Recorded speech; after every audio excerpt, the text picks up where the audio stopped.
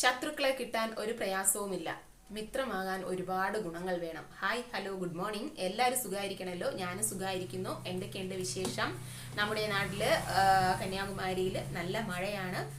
പകൽ സമയത്ത് മൊത്തം മഴയും രാത്രിയിൽ മഞ്ഞും തണുപ്പും ഇങ്ങനെയൊക്കെയുള്ളൊരു വല്ലാത്തൊരു ക്ലൈമറ്റ് ആണ് കേട്ടോ. മിത്രമാകാൻ ഒരുപാട് ഗുണങ്ങൾ വേണം. ശത്രുക്കളാകാൻ ഒരുപാട് ഗുണങ്ങളൊന്നും വേണ്ട. നമ്മുടെ നല്ലതും മോശവും തിരിച്ചറിയാൻ കഴിയുന്നത് ഒരു മിത്രത്തിന് മാത്രമായിരിക്കാം. കാരണം നമ്മൾ എന്തെങ്കിലും ഒരു ഫാൾട്ട്, അല്ലെങ്കിൽ എന്തെങ്കിലും ഒരു തെറ്റ് വരുമ്പോൾ നമ്മുടെ യഥാർത്ഥ മിത്രമാണെങ്കിൽ അത് പറഞ്ഞു തരും. നീ ആ ചെയ്തതിൽ അവിടെ കുറച്ച് തെറ്റുണ്ടായിരുന്നു, അല്ലെങ്കിൽ നീ അങ്ങനെ ചെയ്തത് ശരിയായില്ല എന്ന് പറഞ്ഞ് നമ്മളെ കറക്റ്റ് ചെയ്യും. അതാണ് നമ്മുടെ യഥാർത്ഥ മിത്രം എന്ന് പറയുന്നത്. പക്ഷെ ശത്രുക്കളാണെങ്കിലോ എന്ത് ചെയ്യും? നമ്മൾ എത്രയൊക്കെ അബദ്ധങ്ങളിലോട്ട് പോയാലും അവർ വീണ്ടും വീണ്ടും ചിലപ്പോൾ നമ്മളെ പ്രോത്സാഹിപ്പിക്കും. അങ്ങനെ അത് കുഴപ്പമില്ല, നീ കണ്ടിന്യൂ ചെയ്തോ എന്ന് പറയും. അല്ലെങ്കിൽ അത് നമ്മുടെ കറക്റ്റ് സമയത്ത് നമ്മുടെ ആ തെറ്റ്, നിനക്ക് അവിടെ തെറ്റുപറ്റി എന്ന് നമ്മളെ കറക്റ്റ് സമയത്തിന് നമുക്കത് തിരുത്തി തരാത്ത ആൾക്കാരാണ് നമ്മുടെ ശത്രുക്കളായിട്ട്. പിന്നെ നമ്മുടെ പ്രസൻസിൽ അല്ലെങ്കിൽ നമ്മുടെ സാന്നിധ്യത്തിൽ നമുക്ക് പറയാനുള്ളത് നമ്മളോട് പറഞ്ഞു തരാം, അല്ലെ? ഇന്നത് നീ ചെയ്തത് തെറ്റാണെന്ന് നമ്മുടെ കൂടെ പറഞ്ഞു തരാം. അല്ലാതെ നമ്മൾ പോയതിന് ശേഷമോ നമ്മൾ ഇല്ലാത്ത സമയത്തോ നമ്മുടെ കാര്യം മറ്റുള്ളവരോട് പറഞ്ഞ് ചിരിക്കുക, അല്ലെങ്കിൽ അവരോട് അഭിപ്രായം പറയുക, അതൊക്കെയാണോ നല്ലത്?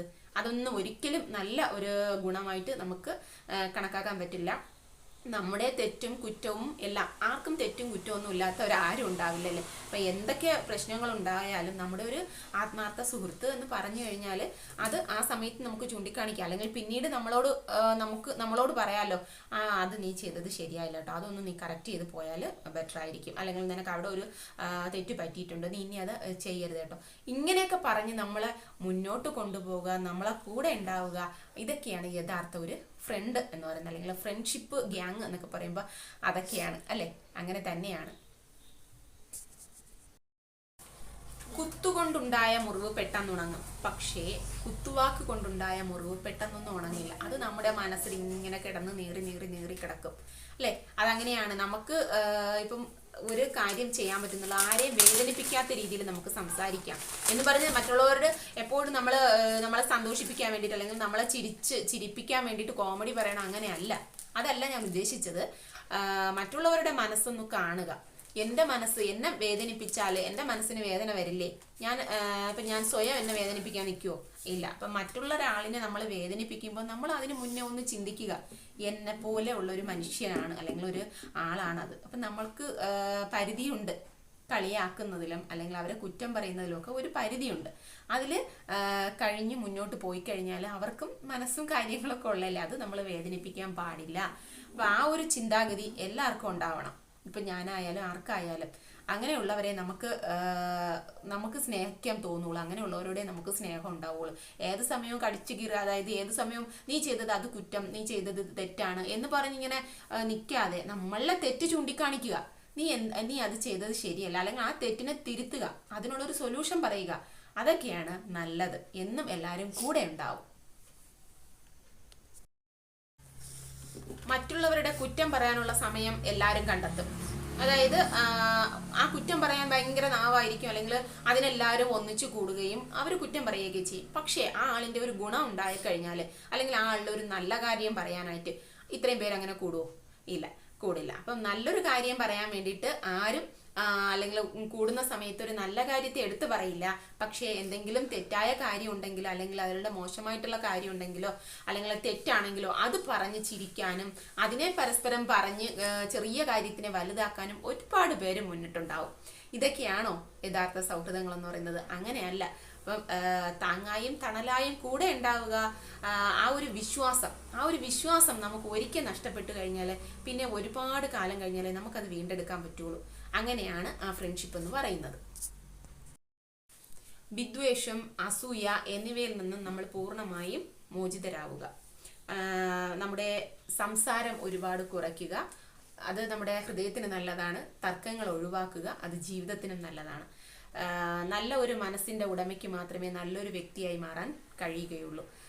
അപ്പം നമുക്ക് കഴിവതും ഇപ്പം നമ്മളോടൊരു സങ്കടം പറഞ്ഞു വരുന്ന ഒരാളാണെങ്കിൽ നമുക്ക് അതിനെ ആ ആളോട് മാക്സിമം നമുക്ക് അവരുടെ സങ്കടങ്ങൾ കേട്ടിട്ട് അതിന് അനുയോജ്യമായ ഒരു മറുപടി നമ്മൾ പറയാൻ നമുക്ക് കഴിയുമെങ്കിൽ നമ്മൾ മറുപടി കൊടുക്കുക, അല്ലെങ്കിൽ ജസ്റ്റ് ഒരു വാക്ക് പറയാം, പോട്ടെ സാരമില്ല, ഇതൊക്കെ മാറും, ഇതും കഴിയും, ഇതിന്ന് കഴിഞ്ഞ് നീ മുന്നോട്ട് വരും എന്നൊക്കെ ഒരു ആശ്വാസ വാക്ക് നമുക്ക് കൊടുക്കാം.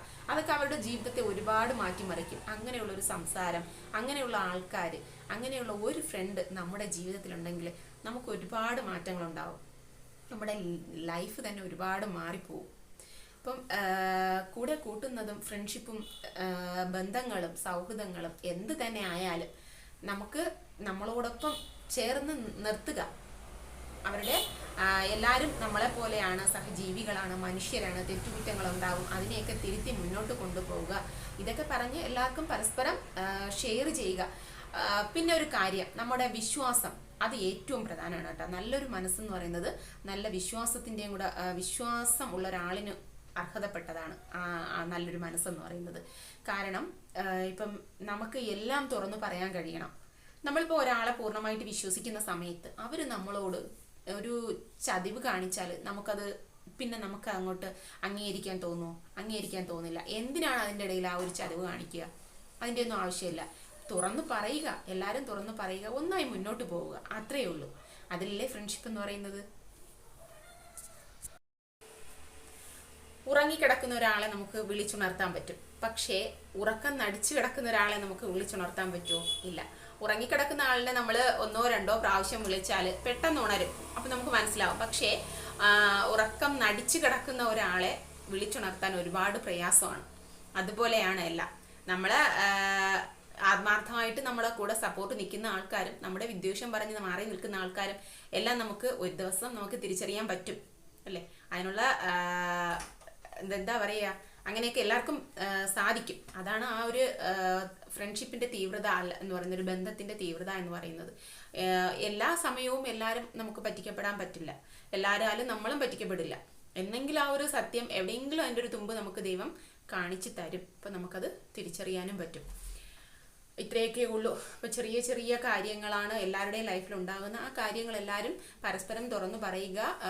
ഏതൊരു ബന്ധത്തിലായാലും നമ്മുടെ മനസ്സിലുള്ള കാര്യങ്ങൾ, മനസ്സിൽ ഇങ്ങനെ ഒരു ചെറിയ നിസ്സാര കാര്യമായാലും നമ്മൾ വെച്ചുകൊണ്ടിരുന്നിട്ട് അത് വലിയ വലിയ വലിയ പ്രശ്നങ്ങളിലേക്ക് പോകുന്നതിനേക്കാളും എല്ലാവരും പ്രശ്നങ്ങൾ തുറന്നു പറയുക. തുറന്നു പറഞ്ഞ് എല്ലാ ബന്ധങ്ങളും നിലനിർത്താൻ നോക്കുക. അതാണ് നല്ലത്.